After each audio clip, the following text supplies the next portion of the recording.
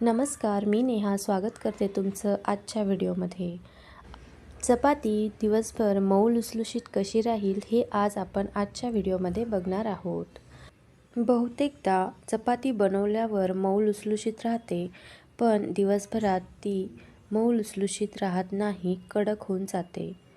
तर आज ज्या पद्धतीने आपण चपाती बनवणार आहोत ती पद्धत वापरून दिवसभर आपली चपाती मऊ व लुसलुशीत राहणार आहे। तर व्हिडिओ शेवटपर्यंत नक्की बघा आणि ज्या पद्धतीने व्हिडिओमध्ये सांगितलं आहे त्याच पद्धतीने चपाती बनवा। तर सर्वप्रथम इथे मी एक पातेलं घेतलं आहे, त्यामध्ये 1 ग्लास पाणी मी टाकणार आहे। 1 ग्लास पाण्यामध्ये 1 चमचा तेल आणि अर्धा चमचा मीठ घालून घ्यायचं आहे। आता हे पाणी आपल्याला जास्त उकळायचं नाही आहे, थोडं कोमट पाणी हे आपल्याला करून घ्यायचं आहे आणि गॅस लगेच बंद करायचा आहे।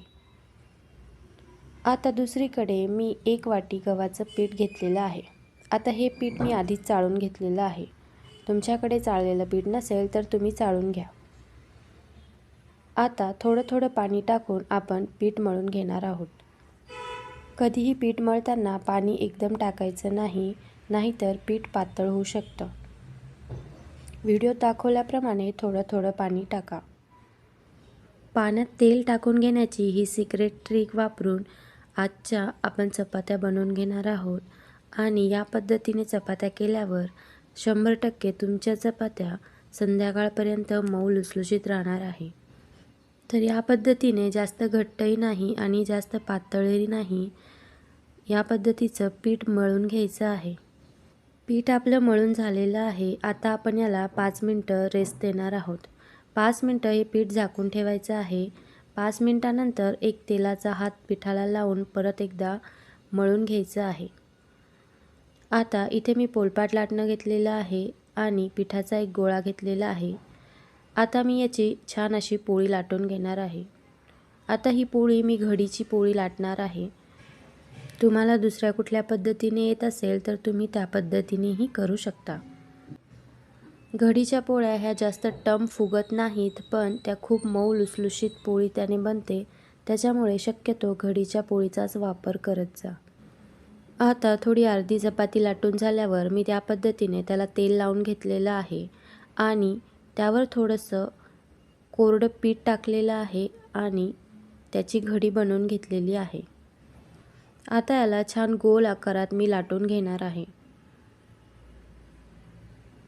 या पद्धतीने हळूहळू आधी चपाती लाटायची आहे व नंतर एकसारखं लाटणं फिरवून लाटणं न उचलता गोल गोल आकारात पोळी आपण लाटून घेणार आहोत।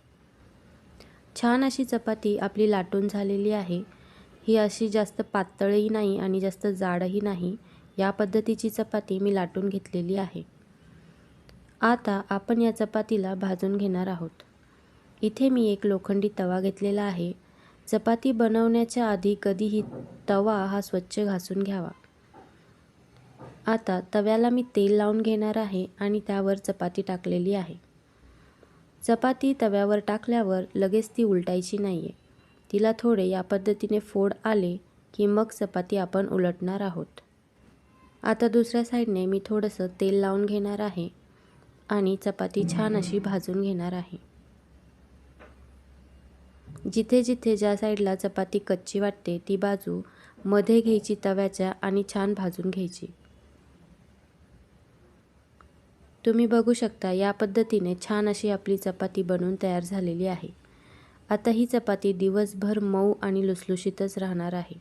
तुम्ही या पद्धतीने करून बघा, तुम्हालाही याचा नक्कीच फायदा होईल। आता याच पद्धतीने मी बाकीच्याही चपात्या बनवून घेणार आहे।